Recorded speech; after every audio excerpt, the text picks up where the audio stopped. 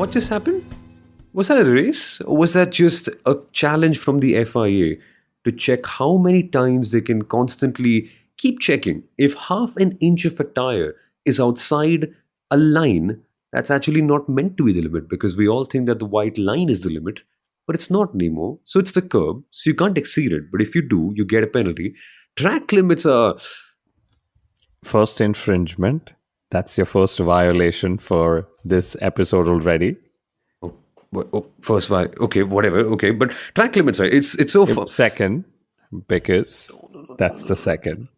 Oh goodness, are we doing it again now? I mean, I had to. How many are we going to end up with, Kunal? Are we going to end up with 1,200 mentions of the word track limits? Because that is what the FIA did yesterday. Why don't we just ask our listeners to count at the end of the whole episode? But oh my goodness, I couldn't believe it. I couldn't believe what was actually happening. And I'll tell you where I realized what was happening. And I know you're yet to introduce the show, yet to introduce all of us, but I have to say this. Nico Hülkenberg, and there are personal reasons why I follow his race a little bit more closely than everybody else's, right? Nico Hülkenberg parks on the track side. He says, I have no power.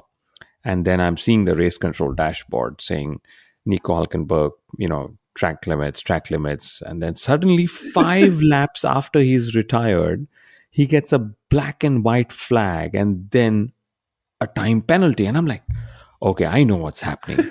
We are all on lap 24, but race control is still on lap 18 or something. And that's the most reason why Aston Martin actually protested, because they realized that the checkered flag had dropped in the eyes of the television and Formula One and all of that. But race control was still several laps before. So in terms of managing all the beep track limit violations. Well, we've already gone to 7 mentions of track limits. I think let's keep a target, Kunal. Let's not go beyond 50. I think 50 is a reasonable amount, considering how many the drivers have had. Well, let's just do the math, right? We had 1,200 infringements in one race. 71 laps, Kunal. If we do the math, that's roughly what? I think you mentioned it to me in the morning. It's too early for me to sort of figure out, but what? 60 odd infringements per lap? 60 odd infringements per lap. No, it's 60 odd infringements per driver over a 71 lap race, which means almost 1 infringement per lap, right? And still sticking on to the mat, a 71 lap race, 20 drivers into 2 corners is roughly 2,480 possible violations. And the drivers had more than 1,200. The FIA after a point was just like, oh my God, let's not reveal the actual number. But I can tell you, Saumil, without any guarantees, but this was just the FIA bearing the brunt of the drivers. The drivers probably had a driver's briefing after all the Friday, Saturday violations and said, you know what, let's gang up. Let's all of us go all out every lap and let's leave it to the FIA to do what they have to do. Yeah, exactly. I mean, after a point, you can't even do anything in that case as well, because you as a driver just cannot see. And I, before the start of this episode, was thinking, okay, well, maybe one driver has got it right. And then maybe we can use that driver as an example and say, yes, if one driver can do it, all the other 19 drivers should follow. But guess what, Kunal? We thought that one driver got it right, Esteban Ocon, and eventually he got the biggest penalty of them all 30 seconds after the race was over. It is it's track limits. It's track limits. The other driver who actually did not have track limit violations also was George Russell, right? But yes, Ocon is just more fun to discuss, more fun to make fun of, because he's had 3 time penalties in the opening lap of the opening race of the season. Thought couldn't get worse. He got 4 or 5 this time, or 6 actually. But it's a very Hollywood-like thing, isn't it? He's getting all the drama in the world. I wonder where it comes from. Maybe the owners? It comes from the new owners, the 200 million that investment that Hollywood group has made. But Saumil, one sec. We cannot fault Esteban Ocon for this. We cannot. We should not. On a very serious note, yes, we've just sort of made a fun joke about him. And the reason why I say this is through the race, Esteban Ocon wasn't notified even once that he was violating. So he kept doing what he thought he was doing right, that he was not violating. And the truth is, he actually kept violating. But since race control were probably focusing on the other 19 drivers or 18 drivers and not so much on Ocon and Russell, they didn't tell him. So he didn't know. He kept doing what he had to do. So he kept violating. And then suddenly post race, it's like, boom, that's it. You know what? You went all out. But this is where, why is Alpine not protesting? Because all of this seems like human. Everything is human adjudicated, right? Yeah. Will the FIA release an audit of how they actually did this? How did they, go through all the violations? How did they put the time penalties? How did they delete lap times? How did they come up with a final result? Because the One final result second. actually is not changed much. I mean, except for Aston Martin gaining a few more points, the final result hasn't really changed much despite all that drama. Wait a second. Are you just suggesting that the FIA is going to be transparent? I don't know. I don't think that happened before, right? I think they tried to be once, but they made a big grand report of 20 odd pages with a lot of stuff written in it that mentioned that they made a mistake, but still didn't mention that we made a mistake, and eventually ended up with no change whatsoever. Rings a bell? No? Yeah, No? well, Okay, let's not go down.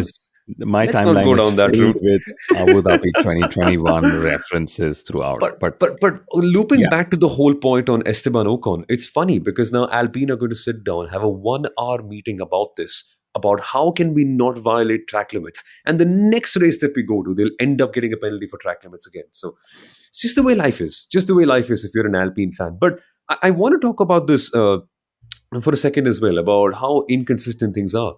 It On a serious note, okay, wait, it's been 7 minutes. We haven't introduced ourselves. We get carried away sometimes, a lot like the drivers, a lot like Lewis Hamilton, who also ended up complaining so much on the radio and had to become a part time race steward. But this is the Inside Line F1 podcast, strategically named so because we know that on the outside line, you get track limits penalties. My name is Somal Arora. I'm the host of the Indian Racing League on Star Sports. Joining me, as always, is Kunal Shah, the former marketing head of the Force India F1 team, the scout and the head of the Force India Driver Academy in the past, and also an FIA accredited Formula One journalist. We're also going to have F1 Stats Guru on the show, who's now a part of the WTF1 talent roster as well for his stats review of this race. But let's get into track limits again. Do we want to talk about it more? Do no, we? we have to. We Oh, have we to. have to. Okay. It's a big serious problem. I am telling you, the FIA just bore the brunt of drivers ganging up. That's what I said at the start of the show. I think that's the smartest thing I'm going to say till such time they find a solution.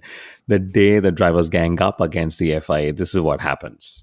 But what could be the solution, literally? Because we still have the drivers trying to police it. Yes, we saw that the FIA were a few laps behind, which is fair. And I wonder operationally, right? How many people did they hire, Kunal? Because I saw when I was going past to Dadar Social for our amazing post-race and pre-race event yesterday, I went past TCS's office because it's just on the way, right? And the lights were on all the way through the night. People who were working there, I'm sure they must have outsourced this to some random Indian call center company, right? But And TCS is anyway an official partner of Formula One, still yeah, Tata Communications. But yes, I think they need to they need to scale up their operations if they're going to continue to do this manually. I mean, frankly, every single person that I spoke to, and I speak to a lot of people during Formula One weekends, mind you guys, okay, as does Sommel. Sommel was hosting this crazy race screening with about 80 people in the house raging about their drivers and it's amazing. and a fantastic quiz, which, we should at some point do it online. But anyway, that's for another time. The people I spoke to, every person thought that there were track limit sensors that were doing this automatically. There were a couple of AI experts. Everybody wants to be an AI expert, right? With all the Twitter threads saying 5 things you need to learn about AI and so on. Maybe we need to get the FIA to read about that. But the AI experts were saying, put a sensor, there's a techno fix, there's an algorithm, it'll do this. And I said, yes, I agree. But the fact that it actually came out of this is that it's all human done. And the chances of human error when it comes to the FIA is incredibly high, as we know. And I'm making a reference to, term that's been trending after Abu Dhabi 2021. But no, I'm not trying to polarize the fan base. The point is, now we know it's actually human, and I'm a little shocked that the world's most tech advanced sport doesn't have tech to police track limits. And you asked an interesting question: what should we do? I think I think gravel is not an answer, even though I think it is an answer. I would say just leave it to the drivers. Let them figure out where the track starts and ends, and let it go. And yeah, maybe that'll also add to entertainment.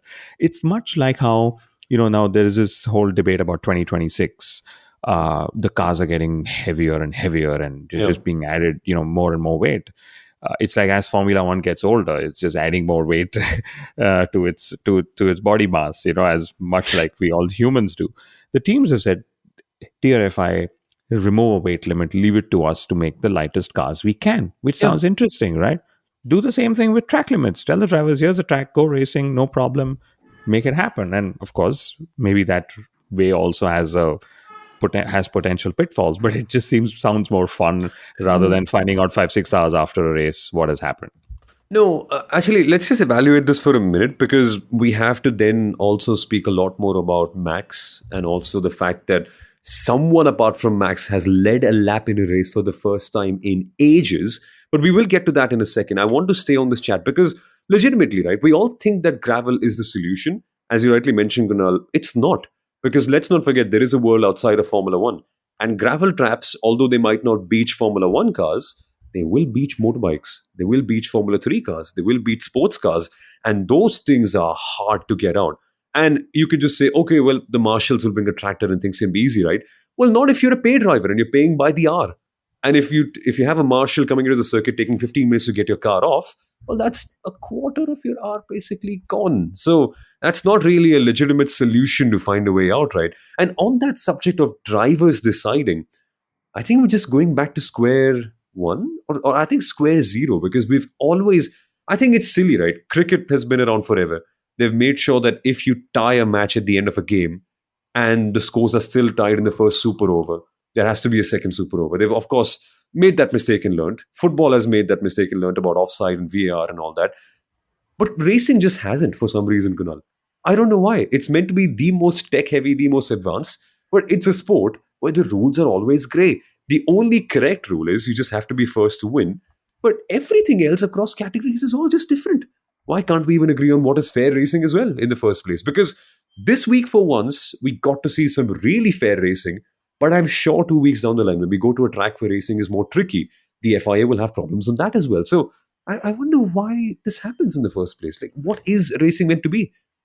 And you're right. It literally seems like, make it along on the way as you go kind of approach when it comes to governance. And I don't know, despite all of this, sport is flourishing. Teams have multi-billion-dollar valuations. More and more fans are being added to everything that's happening. And I think it's just how the FIA and Formula One will end up being. And, I keep wondering, what if Aston Martin hadn't protested? Okay, what would have happened?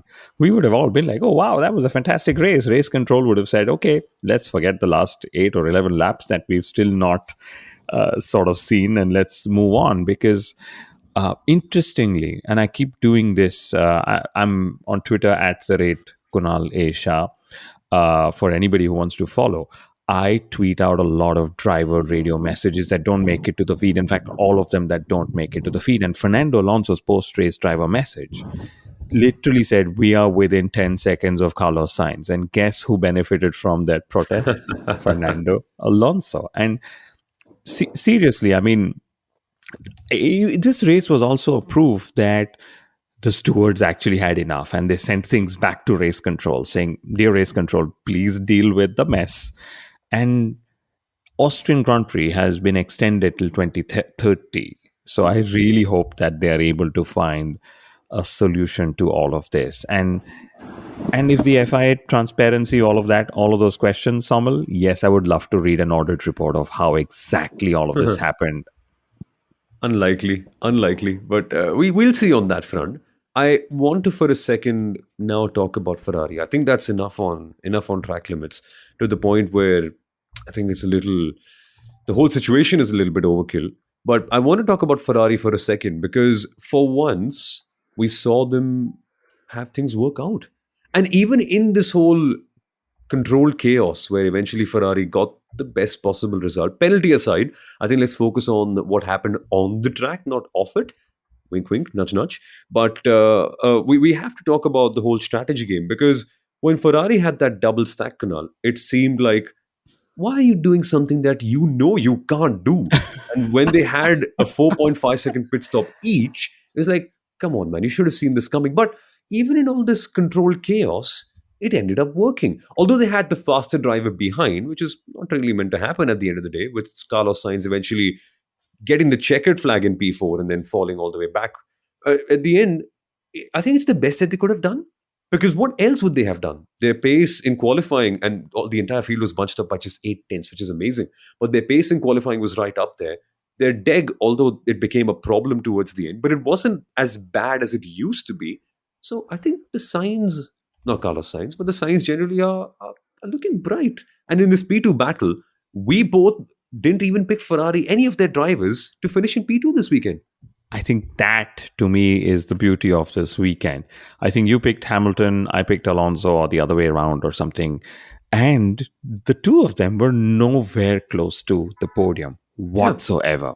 And just goes to show that if you take Max Verstappen out of the equation, the battle is genuinely awesome behind them. I mean, and Ferrari got it right 2 races in a row. Let's remember that the previous Oh, race yes. also they got it right. And they, whatever, safety car, they didn't pit, they made positions.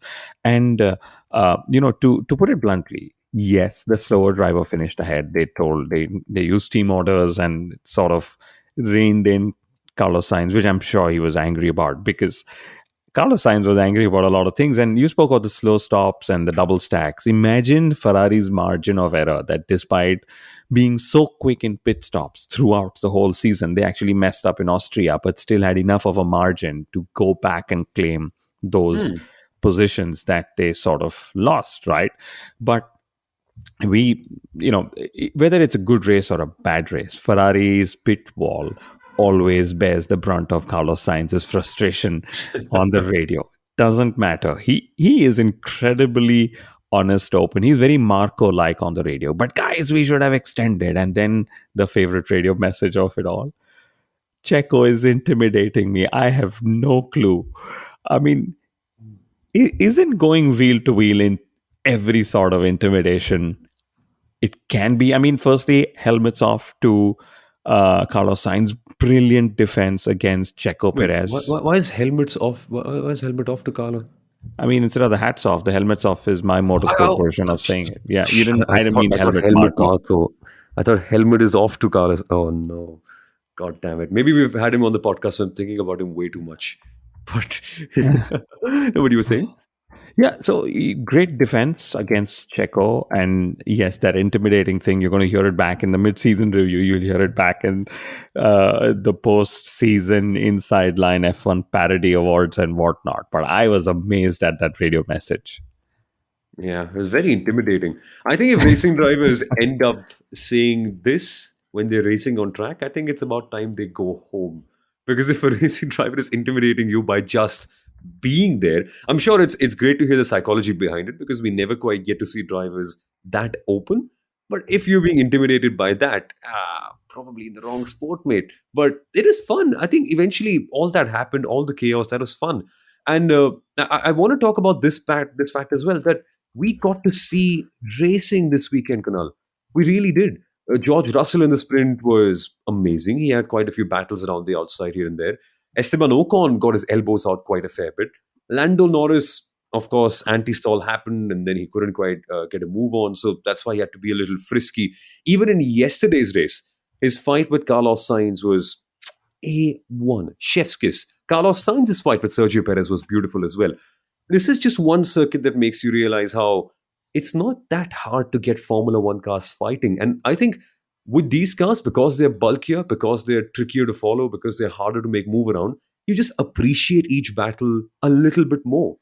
And I feel the only key to success for good racing, Kunal, is just increase the braking distances. Because we saw in the sprint, the fact that the braking distances were longer gave so much more volatility and drivers could fight everywhere. Isn't that what we all love to see at the end of the day? My goodness, you have packed in so much information in the last couple of minutes that I don't Huh. know what to pick next. But yes, I think the racing was fantastic.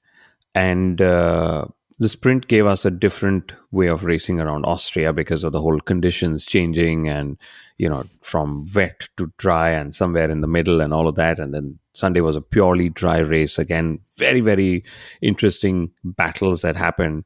But I am going to pick on Saturday first. Firstly, Hmm. Ferrari messed up the Saturday. And, you know, Charles Leclerc, for all that talent, all the charisma he brings, and all the empathy that he also evokes from all of us, actually turned around and said, I'm good in the wet, I'm good in the dry, I'm not good when it's half wet, half dry. And I don't know why I can't extract things. And that's a bit strange because you'd assume that, the team and the driver would know how to extract the most of any situation by the time they get into Formula One. But okay, that's one part. Talking of the sprint, Max Verstappen, Checo Perez on the start, opening at the start, Hmm. opening lap. Checo gets the run in, and then Max into turn three. That was Max Verstappen annoyed at his best. He was like, I am not going to make the corner. I'm not going to let you make the corner. And if you want to make the corner, you got to turn in and hit me, which was what Hamilton Rosberg did in 2016 because Verstappen braked really, really late. And he was not braking for the corner. He was not braking to turn in. He Yeah. was braking to slow down Checo Perez. And I think Verstappen doesn't mind being beaten. He just minds being beaten by Hamilton and Checo Perez. I mean, that's just my reading, but yeah, okay. And I think overall, let's applaud Max Verstappen. He scored the 34 points, the 8% of all the points that were available in the season with just so much ease. His fifth win in Austria, Red Bull's 101st victory. Um, uh, I think Max now has won as many races in the last 14 months, 21 races, as Kimi scored over 19 seasons in Formula One. Okay. And yeah, I mean, at the end of the day, Somil, there were two other drivers who had very interesting radio messages. We'll talk about Lewis Hamilton a little later in the show, but Max Verstappen, 2 laps to the end, actually forced Red Bull into making a pit stop, and he had what, a 2 or 3 second margin on Charles Leclerc, and he said, "Guys, but if we don't take the risk when we have 24 seconds of a margin, what's the point?" And guess what? Yeah. Red Bull pitted, and then he still ended up finishing 5 seconds ahead of Leclerc. So wow, what a driver. It's great to see history being made. Yeah, I think the more the races go on, the more you start to appreciate it. Of course, it is boring, but it's still, it puts you more in awe because you can't pull out a 21-second gap in a sprint race. That is frankly unbelievable. Even after you've had a terrible lap one where you forced everyone to move around a little bit, go for some really crazy moves. Not to say that he's the cleanest in the world, because we saw what happened in qualifying where he intentionally impeded Lewis Hamilton, and there's no two ways about it. But in the race, it's just a class apart. So that was our 1 minute for Max Verstappen and Red Bull Racing. Well, hey, we're done with it, done with the obligations. No, we'll actually tell you what makes Max so good, because Dr. Helmut Marko came on the Inside Line F1 podcast last week.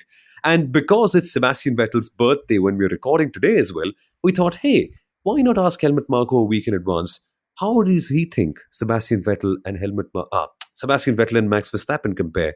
So let's hear from Dr. Marco himself about how two of his greatest finds compare against each other.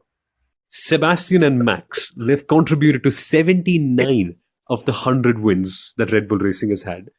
Two finds both made by you. What do you see as the difference between the two of them, Dr. Marco? First of all, they are different characters, both completely focused on racing, and they had an unbelievable talent. Maybe Max is more natural, Seb is going into the smallest detail. To be an engineer with him was not a nice time. If you want something, he was looking at it. There was nothing what was by accident. Everything was clearly planned and also executed in this way.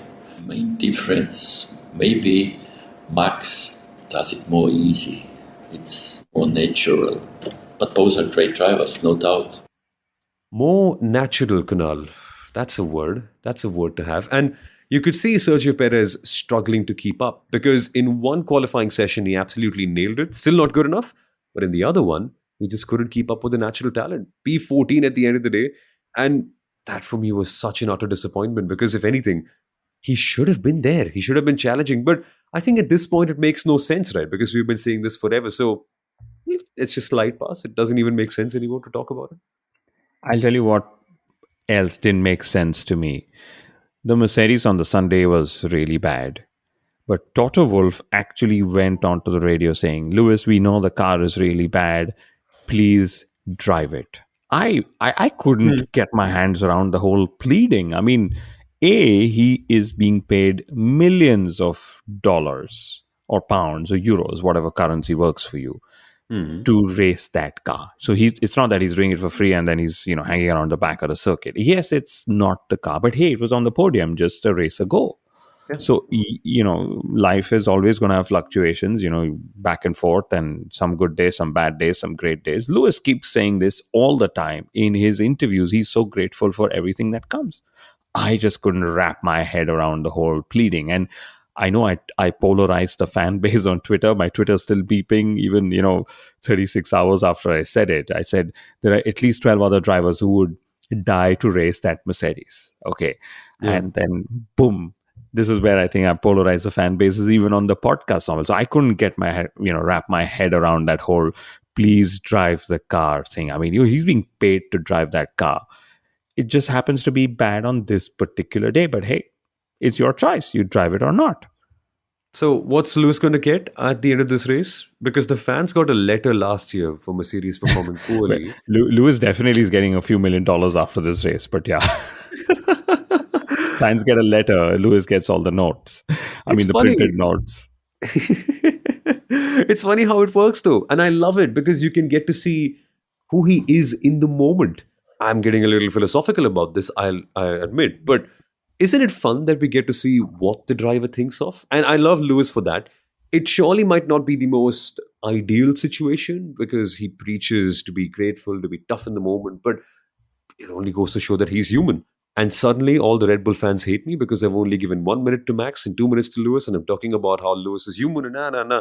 Okay, but the point is, I appreciate emotion because that's what makes you feel connected to a racing driver, and Lewis Hamilton is definitely showing that. But emotion is one thing, numbers are a different thing. And this race, Kunal, had so many milestone numbers broken as well. So let's listen in to F1 Stats Crew, who now, of course, is a part of the WTF1 talent roster as well. And so, fresh from that, he's got a stats review from the Austrian GP. Let's hear him out. Welcome back in, folks, to the Inside Line F1 podcast. First time in ages that any driver apart from Max Verstappen has led a race. But that's just one part of it. Before we end, Kunal, McLaren is one thing we have to talk about. I think it's the toughest team in the world to support mentally. They really play around with your emotions a lot. And I know at this point you'll stop me and say Ferrari, but beyond the point you get used to disappointment. So I think let's just keep that aside. But McLaren really toy with your emotions, huh? Oscar Piastri having such a crazy one and then obviously melting your heart with that stupid meme that he's come up with a jetpack driver unfortunately crashing. He's okay, the jetpack rider.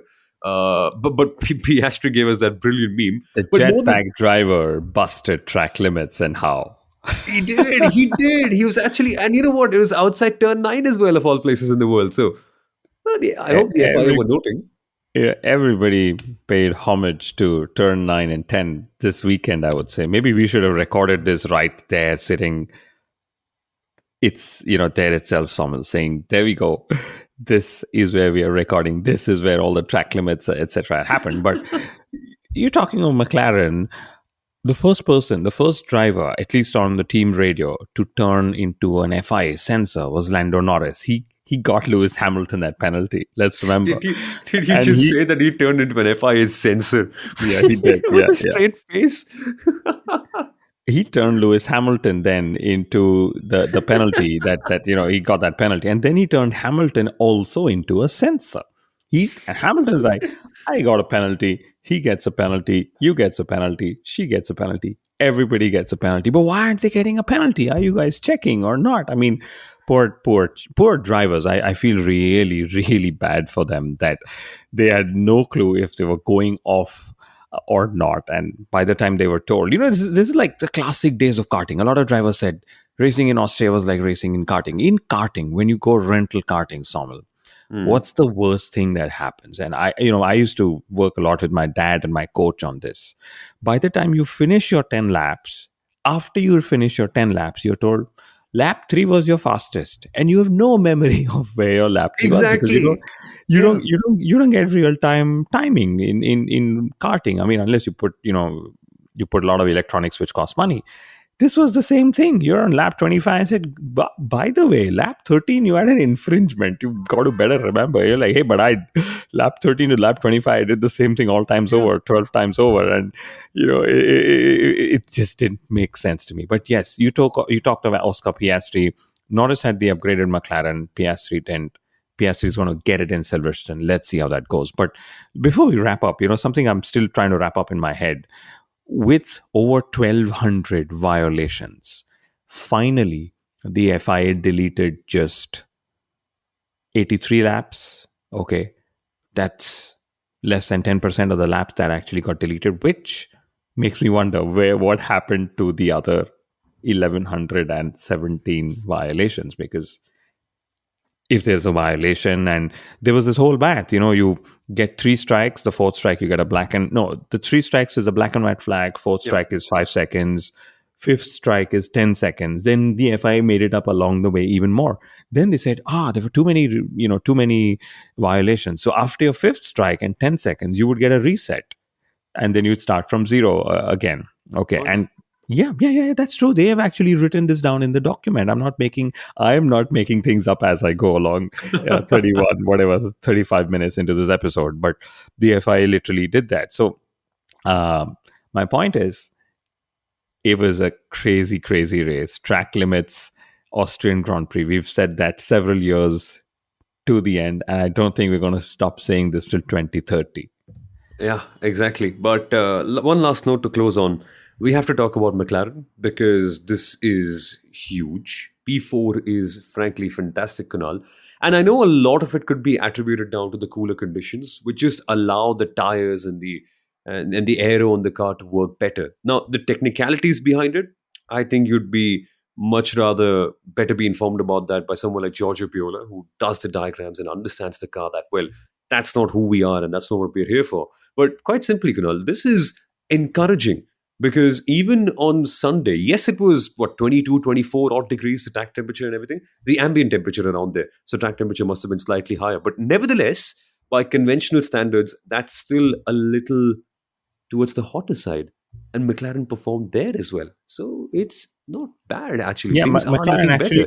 McLaren actually told PS3 on the radio that the upgrades are working, and that he will have them next sort of race when he gets to race there, which is Silverstone. But yeah, lots to look forward to. It's already race week, and we're going to have an exciting race in Silverstone. We say that each time to promote Formula One, unbiased, and that's about it. I'm wanting to see what are the upgrades a lot of other teams are bringing, because even with all those upgrades, Red Bull and Max Verstappen still are finishing miles ahead of everybody else they can.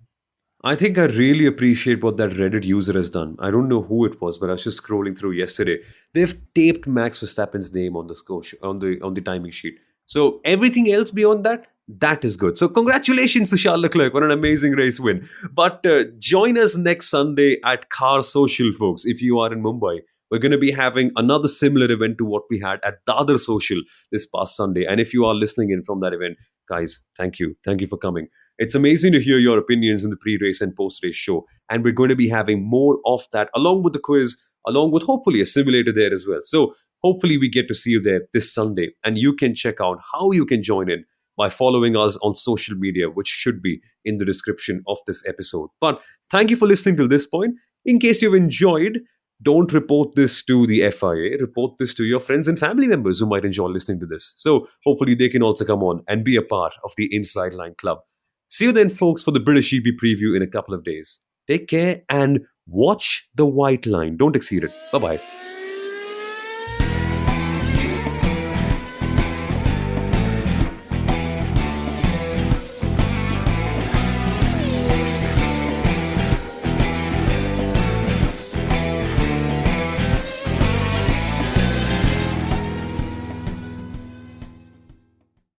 Want to lose weight, be less stressed, or manage a condition? Prescription for Wellness can improve your health with personalized sessions based on your schedule. Our expert health coaches and care managers use proven techniques. It's free for UPMC Health Plan members and could lead to the results you want.